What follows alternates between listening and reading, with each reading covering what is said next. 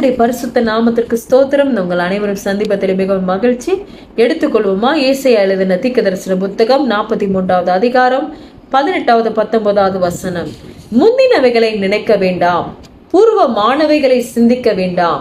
இதோ நான் புதிய காரியத்தை செய்கிறேன், இப்பொழுதே அது தோன்றும், நீங்கள் அதை அறியீர்களா? நான் வனாந்திரத்திலே வழியையும் அவனாந்திர வெளியிலே ஆறுகளையும் உண்டாக்குவேன் என்று சொல்லுகிறார்.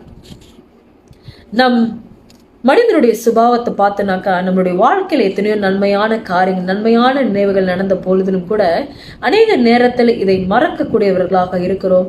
ஆனாலும் நம்மை வேதனைப்படுத்தக்கூடிய காரியங்கள், நம்மளுடைய வாழ்க்கையில ஒரு மாக்கை உண்டாக்கக்கூடிய காரியங்கள், தீங்கான நினைவுகளை காலங்கள் கடந்தாலும் கூட நம்மளால மறக்க முடியாத ஒரு காரியமாக இருக்குது.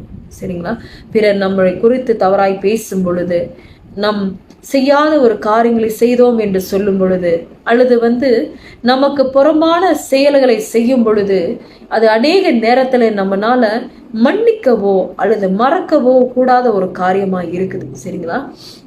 இந்த ஒரு சூழ்நிலை ஆண்டவர் நம்ம இடத்துல சொல்லுகிற ஒரு காரியம், முந்தினவைகளை நினைக்க வேண்டாம், பூர்வமானவைகளை சிந்திக்க வேண்டாம் என்று சொல்லுகிறார். கடந்த காரியங்களை அதை மன்னித்து மறந்து அதை நம்மளுடைய சிந்தையிலிருந்து நம்முடைய வாழ்க்கையில் இந்த நீக்க வேண்டும் என்று சொல்லி ஆண்டவர் திட்டவட்டமாக இந்த இடத்துல சொல்லுகிறதை நாம் பார்க்கிறோம். சரிங்களா?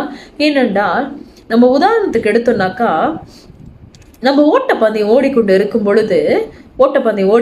பொழுது பின்னாடி திரும்பி பார்ப்போம்னாக்கா, நம்ம அந்த பந்தயத்தை ஜெயிக்க முடியாது. ஏனென்றால் நேரம் தாமதமாகிவிடும். சரிங்களா?